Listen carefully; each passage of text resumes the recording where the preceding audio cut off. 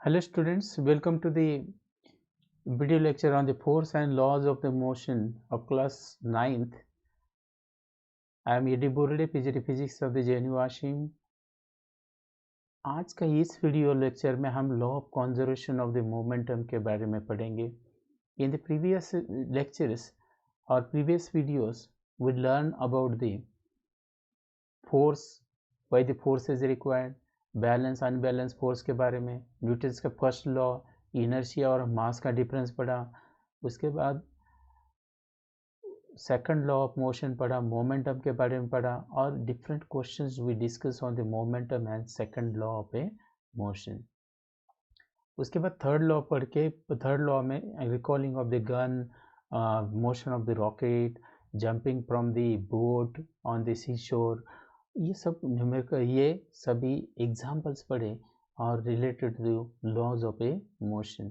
अभी third law हो गया, सेकंड हो गया और फर्स्ट भी हो गया, उसके एग्जाम्पल डिस्कस किए. और ये one more topic is a law of conservation of momentum, इसमें देखेंगे. इसमें हमें प्रूव भी करना है, give state and prove the law of conservation of a momentum. तो चलो स्टेटमेंट देखते हैं. Sum of the momentum of the two bodies before the collision equal to sum of the momentum after the collision provided there is no unbalanced force acting on them. अगर दो body collide होता है, इसमें देखेंगे when two bodies are collide with each other their momentum is a constant. momentum before the collision, दो body अगर एक दूसरे आइसोलेटेड इवेंट, मतलब ये इसके ऊपर दूसरे फोर्सेस एक्ट नहीं करना चाहिए, खाली दो ही बॉडी कोलाइड हो रहा है और उसके ऊपर दूसरा कोई फोर्स एक्ट नहीं कर रहा है, इसको बोलते हैं in an isolated event. Isolated event मतलब दो के अलावा कोई फोर्स इसके ऊपर एक्ट नहीं करता है. ऐसे case sum of the momentum और momenta of a two objects before the collision, दो बॉडी अगर एक दूसरे को कोलाइड होता है तो equal to sum of the momentum provided after the collision. अब कोलिजन के बाद अगर ये यहाँ फर्स्ट बॉडी उसका मास एम ए है और ये बॉडी ए का मास एम ए और बॉडी बी का एम सफिक्स बी, और ये बॉडी वेलोसिटी यू ए से जा रही है, दूसरी बॉडी कितना यू बी से जा रहा है, ये this is the before collision. ये सब कब है? Before collision. और यहाँ U A is greater than U B. यहाँ यू ये जो वेलोसिटी ए का ज़्यादा है तभी तो कोलाइड होगा, नहीं तो वो कोलिजन नहीं होगा. This is the velocity of U A, this U A is greater than U B. आगे जाके दो बॉडी एक दूसरे को कोलाइड होगा, एक टकराएगा. तो जब ये दूसरा ये टकराएगा, ये इसके ऊपर फोर्स एग्जर्ट करेगा और सेम टाइम ये भी इसके ऊपर फोर्स एग्जर्ट करेगा. तो पहला बॉडी ये है, ये क्या करेगा? Force exert F A on B, और एज ए रिएक्शन न्यूटन्स का थर्ड लॉ, इन and reaction second body exert force body B on A. तो this two forces are equal and opposite direction. क्या रहेगा? इक्वल एंड अपोजिट डायरेक्शन, ये दोनों force रहेगा. This is the during collision, ये आएगा ड्यूरिंग ए कोलिजन. कोलिजन का और after collision they are separate, and after collision their mass is remains same ma and mb, but velocity is a changes. The first body having a velocity a va and second body move with the velocity vb. This is the momentum before the collision. अगर हम इसको देखेंगे तो ये momentum, total momentum before the collision, ये collision के moment. So sum of the momentum before the collision, sum मतलब momentum of the first body, the sum of the momentum,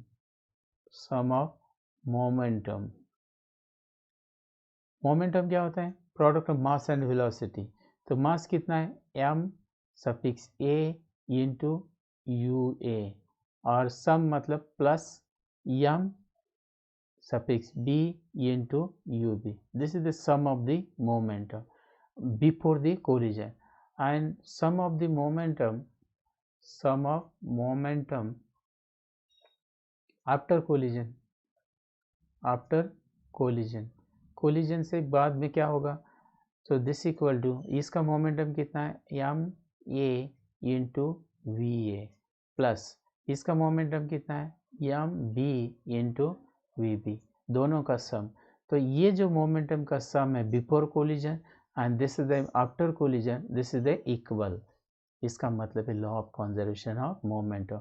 momentum remain conserved या कांस्टेंट और remain same before the collision and after the collision in an isolated event या when no unbalanced force acts them, दोनों के अलावा किसी कोई force इसमें act नहीं करता है, तब momentum before collision is equal to momentum after the collision.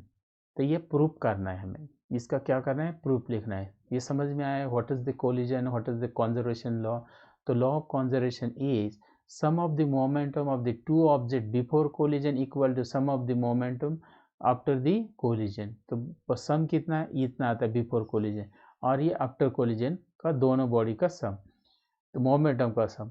तो ये momentum before this momentum, sum of this momentum equal to sum of this momentum, ये दिखाना है। मतलब हमें क्या दिखाना है, तो वी हैव टू प्रूव, अगर यहाँ से मैं, so we have to prove sum of the momentum before collision m a u a plus m b u b, this equal to sum is yes sum of the momentum, this is the before collision, equal to sum of the momentum m a into v a plus m b into v b, this is after collision, after collision and before collision sum of the momentum is equal. इसका मतलब ये होता है और ये हमें prove करना है। तो इसके लिए क्या किया, consider a two bodies A and B of masses m1 and ma and mb are travelling in a straight line. कैसे जा रहे हैं, स्ट्रेट लाइन में जा रहे हैं with the velocity ua and ub। If ua is greater than ub then two balls collide with each other during the collision at time t, ball exert a force FAB, मतलब first ball exert a ball A exert a force on the B and ball B exert a force FBA on the ball A, but they are equal and opposite in direction, उल्टा direction में। If VA and VB are their velocities after the collision, copy में लिख लो इसको। तो ये दो case है, पहले बॉडी A है और दूसरा बॉडी बी है, कहाँ जा रहा है, स्ट्रेट लाइन मोशन में जा रहा है। इसका मास कितना है एम ए, इसका एम बी, इसका वेलोसिटी कितना है यू ए, इसका वेलोसिटी यू बी, लेकिन यहाँ ये यू ए ज़्यादा है तो ये आगे जाके कोलाइड हो गया। This is the during the collision. During the collision में क्या होता है, ये इसके ऊपर फोर्स एक्सर्ट करता है, कितना फोर्स एक्सर्ट करता है एफ ए ऑन बी, और यहाँ ये उसका उल्टा second body B body is also exert force F B on ये फोर्स एक्सर्ट करेगा, एक दूसरे दो बॉडी एक दो टकराएगा तो ये बॉडी इसके ऊपर फोर्स एक्सर्ट करेगा, इन एंड रिएक्शन ये भी बॉडी इसके ऊपर फोर्स एक्सर्ट करेगा। According to Newton's third law this two forces are equal but opposite in a direction. After the collision the body moves separated and moves in a along the straight line with the velocity v and vb। Mass change नहीं होता, मास तो same है, just velocity changes. ये इसमें मतलब समझ में आया। तो मोमेंटम, तो इसको डिराइव करना है, momentum of the ball before and after collision, the momentum of ball A, momentum of ball A before and after collision, ये बॉल का ये इसका मोमेंटम एम ए और यू, और आफ्टर कोलिजन के बाद ए का मोमेंटम क्या होता है M A into V A, और बी का क्या होगा, बी का बिफोर कोलिजन क्या था momentum M B into U B, and after collision M B into V B. इस तरीके से मोमेंट ऑफ ए और बी बॉल का हो जाएगा। तो change in this change in momentum of ball A during the collision, rate of change of momentum of a ball A, तो यहाँ लिख रहा हूँ मैं इसका rate of change of momentum of a ball ए,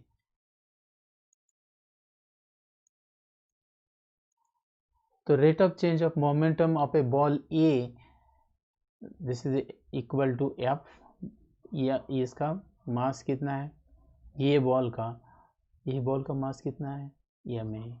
इसका change in velocity, final velocity V A minus initial velocity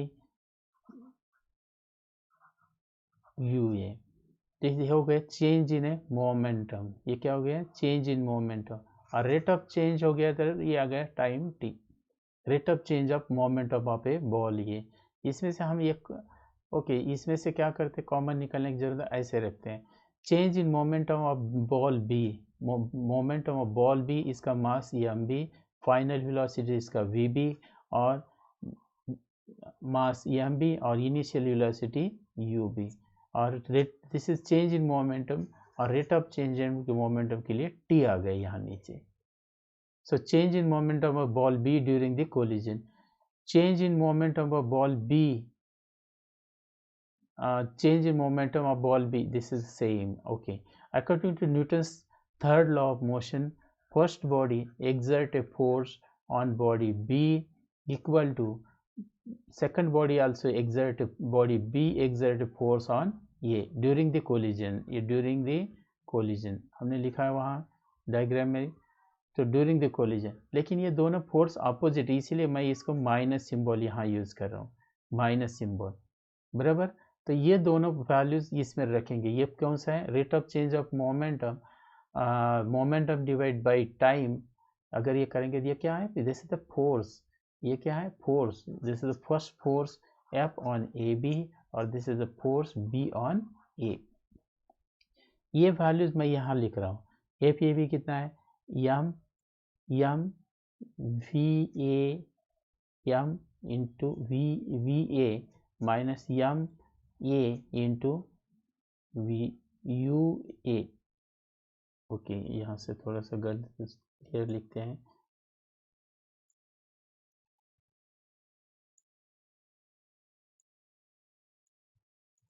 और अब देखो, तो ये जो है इसमें ये वैल्यू, दिस इसमें वैल्यू रखते हैं, कौन सा, F on A B equal to force on A due to the B, और इसका ये माइनस साइन। तो इसका वैल्यू क्या है, M A into V A minus M A into U A divide by time T. From this equation यहाँ से इसका वैल्यू रखा, और ये माइनस साइन के साथ, ये माइनस साइन, और ये ब्रैकेट में लिख देते हैं M B V B minus M B U B divide by time T. T T cancel हो जाएगा दोनों साइड में।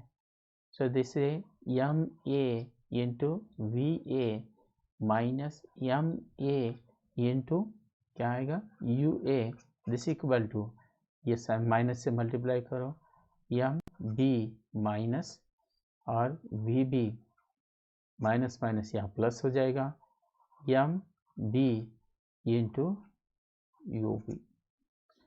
अब जब माइनस ही टर्म इस साइड लेके जाते हैं, एम ए वी ए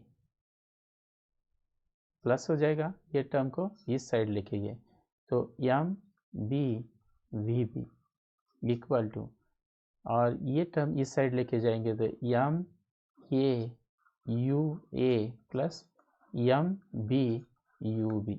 अब इसको गौर करेंगे तो क्या पता चला, यहाँ देखो, जैसे momentum of A first body कब है, ये after collision, this momentum of the second body after collision, और टोटल मिला के क्या हो गया, ये दोनों मिला के हो गया the sum of the momentum after collision. और ये क्या हो गया दूसरा वाला, इसमें दूसरा देखो, ये क्या है, ये देखो क्या है, this is the momentum of the first body before collision, this is the momentum of the second body before the collision, so this is the sum, दोनों ऐड किए इसलिए sum of the momentum of sum of the momentum before collision. Sum of the momentum before collision. So sum of the momentum after collision equal to sum of the momentum before collision. तो वही तो दिखाना था, यहाँ देखेंगे तो देखो मैंने वही लिखा है, this momentum, this is the momentum, ये जो मोमेंटम है,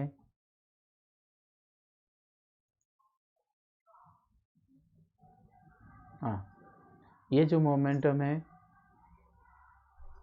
हाँ ये जो मोमेंटम है ये कौन सा है, this is the momentum, momentum before collision equal to momentum after collision.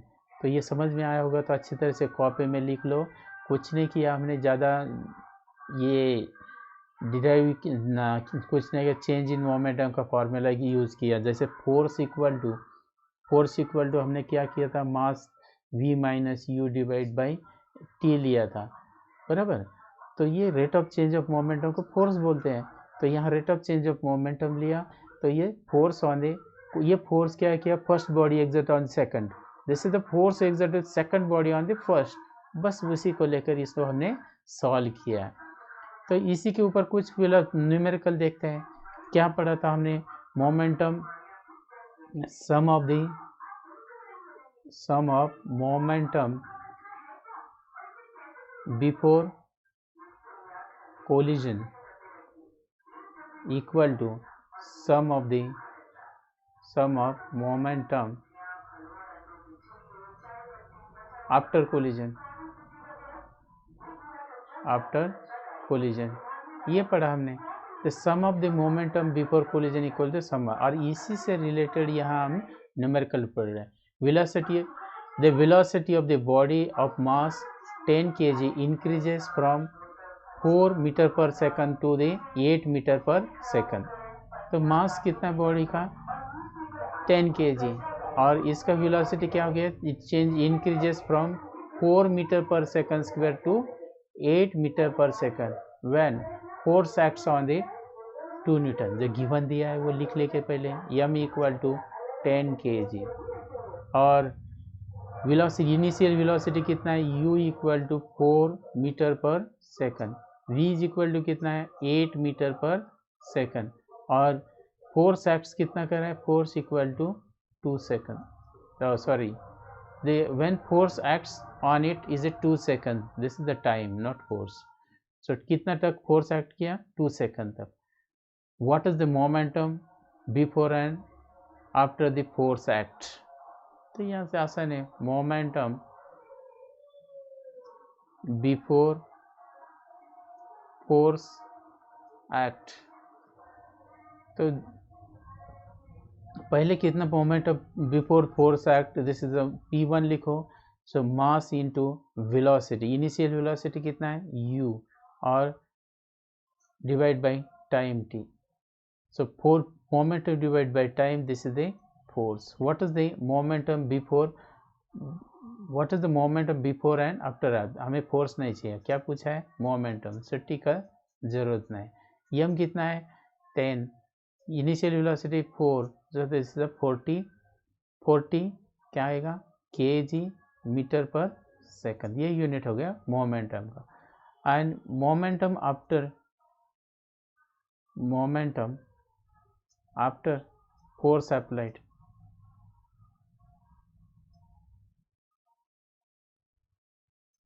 तो दिस इक्वल टू p2 बोलो इसको, p2 इक्वल टू मास वही है, वेलोसिटी चेंज हो गया v, तो दिस मास 10 kg, वेलोसिटी कितना है 8, so this is 80 kg metre पर second. So what is the momentum before and after force act, ये हो गया। What is the gain in the momentum per second, what is the gain in momentum, तो यहाँ दूसरा question इसका, to gain in momentum, gain in momentum, gain in momentum equal to, ये per second पूछा है, इसका मतलब p2 minus p1 divide by time t। तो कितना मोमेंटम गेन किया, 80 माइनस 40, और कितना टाइम में, 2 सेकंड में। तो कितना आएगा 40 डिवाइड बाई 2 मतलब कितना आ गया 20। गेन इन मोमेंटम पर टाइम मतलब ये मोमेंटम आएगा, gain in A momentum per second, तो ये आएगा kg मीटर पर सेकंड है, इसीलिए सेकंड स्क्वायर आएगा, और this is a 20 newton. This is the gain in momentum per second, मतलब ये भी हो गया force. What is the value of the force, and force equal to क्या कितना आएगा 20 न्यूटन। तो ये क्वेश्चन हो गया इसका। तो बस आज के लिए इतना ही, और ये जो एक्सरसाइज के क्वेश्चन हैं ये बाद में डिस्कस करेंगे। और या वन मोर क्वेश्चन देखते हैं, इसमें जो राइफल का है, ये राइफल वाला, और ये what if action is always equal to reaction, explain how the horse can pull the cart. ये भी एक इम्पोर्टेंट क्वेश्चन है। Horse pull the ground, pushes the ground backward direction. जब हॉर्स आगे जाना तो अपना हम भी जब चलते हैं तो हम क्या करते हैं, जब ग्राउंड को हम पुश करते पीछे, in and reaction we are able to walk. अगर उसी के जगह ग्लास सरफेस अगर उसके ऊपर डिटर्जेंट या सोप सोल्यूशन डाला है तो हम चल पाएंगे नहीं, स्लिप हो जाएंगे। क्योंकि ये इसी तरीके से हम जब वॉक करते हैं और इवन हम लिख पाते हैं, क्योंकि there is a action and reaction. और चल पाते हैं क्योंकि हमारे लेग क्या करते हैं, it pushes the ground backward, in and reaction we are able to move in a forward direction. In the same way horse क्या करते हैं, हॉर्स पुशेस द ग्राउंड, यहाँ देखो, horse pushes the ground in backward direction according to the third law of motion, in and reaction force exerted by the earth on the horse in a forward direction, as a result cart moves in a forward। जब ये horse है अपना leg से क्या करता है, तो ये हॉर्स लेग से जमीन को पीछे ढकेलता है, तो इन एंड रिएक्शन जमीन उसको आगे पुश करती है, इसी वजह से वो आगे चल पाता है। Explain why it is difficult to fireman to hold the horse which eject the large amount of water with the high velocity। अब होस्ट मतलब एक पाइप, जो पाइप होता है, जो फायरमैन होते हैं, जहाँ फायर आग लगती है तो बाद में ये होल्ड, ये इसमें से हाई वेलोसिटी से वाटर निकलता है आगे, तब ये इसको होल्ड करना मुश्किल होता है। क्योंकि जब ये हाई वेलोसिटी से आगे वाटर निकलता है, तब इन एंड रिएक्शन वाटर क्या करता है, पाइप को पीछे पुश करता है, तो इसीलिए फायरमैन को ये उसको होल्ड करना मुश्किल जाता है। क्योंकि जितना हाई वेलोसिटी से यहाँ जाएगा आगे वेलोसिटी से वाटर आगे चला जाएगा, in and reaction it pushes the pipe in a opposite direction. Due to the backward reaction of the water being ejected, firemen hold hose which is ejecting the large amount of water with a high velocity, then the reaction of the force exerted on him by ejecting the water in a backward direction, because of Newton's third law of motion, action and reaction are equal but opposite in a direction। इससे ये लो अपना copy में लिख लो। बस आज के लिए इतना ही, बाद में ये क्वेश्चन हम डिस्कस करेंगे, या ये वन मोर क्वेश्चन हम यहाँ से देख सकते हैं, आसान सा क्वेश्चन है, यह तुम अपना होमवर्क में इसको नोट करो और कर लो। Two objects of mass 100 gram and 200 gram moving along the same direction in a velocity कितना 2 मीटर पर सेकंड एंड 1 मीटर पर सेकंड। मतलब टू ऑब्जेक्ट्स, पहला ये ऑब्जेक्ट है कितना है 100 ग्राम, और दूसरा ऑब्जेक्ट है कितना है 200 gram, moving in the same direction on a straight line. ये इनिशियल वेलोसिटी 2 मीटर पर सेकंड से जा रहा है और ये वेलोसिटी 1 मीटर पर सेकंड से जा रहा है। And they collide, after collision they move with the velocity, after they collide and after the collision first move with the velocity कितना, तो अब कोलिजन के बाद जो 100 ग्राम वाला था ये मूव करता है VA इक्वल टू कितना वेलोसिटी 1.67 मीटर, और सेकंड वाला है जो 200 ग्राम वो वेलोसिटी VB से मूव करता है। Determine the velocity of the second object, इसका वेलोसिटी कितना ये निकालना है। आसान यहाँ से एक फॉर्मूला दिया है, total momentum before collision equal total momentum after the collision. तो इसका मास कितना है, मास चाहिए तो तुम लोग केजी में कर सकते हैं, नहीं किया तो भी दोनों साइड में कंपैरिजन है तो कैंसिल हो जाता है, कोई प्रॉब्लम नहीं है। तो इसको कर लो, आदत बनता है। मास इक्वल टू केजी में ले लो, फर्स्ट का मास सेकंड और उसका वेलोसिटी, और सेकंड का मास उसका वेलोसिटी। तो अगर केजी में करेंगे तो ये आएगा 100 ग्राम, और इसको केजी में करना है तो 100 डिवाइड बाय कितना 1000, ये 2 जीरो चला गया तो ये 0.1 kg, और दूसरा आएगा 0.2 kg। तो मास m1 एंड m2 हो गया ये दिस इज द m1, और इसका वेलोसिटी, ये प्रोडक्ट इसमें रखो, सम करो, फिर इसमें इसका भी मास कितना है, यहाँ m कितना है, सो 0.1 kg, और इसका वेलोसिटी कितना है, va equal to that va equal to 1.67 metre पर सेकंड, ये यहाँ मिलेगा इसमें। और यहाँ मास कितना है इसका, again m, this is m4, change नहीं होता, ये मास तो कांस्टेंट रहेगा, ये इक्वल टू 2.2 kg। यहाँ m1 इक्वल टू m3 होगा, और m2 इक्वल टू m4। क्या कोलिजन से मास चेंज हो रहा है, नहीं, देख सेम रहेगा। तो ये मास का वैल्यू रखो और फाइंड करो what is the velocity of VB इस फॉर्मूले से, और इसको कमेंट्स में लिख देना अपना व्हाट्सएप ग्रुप में कि मेरा आंसर कितना आया, तो कॉपी से शेयर करो। बस आज के लिए इतना है, thank you, have a good day. ये कॉपी में नोट्स लिखो और सभी अच्छी तरह से कॉपी मेंटेन करो, कोई भी दिक्कत, किसी टॉपिक समझ में नहीं आया तो बात करो, और अच्छी तरह से कॉपी लिख कर इसका लिंक मुझे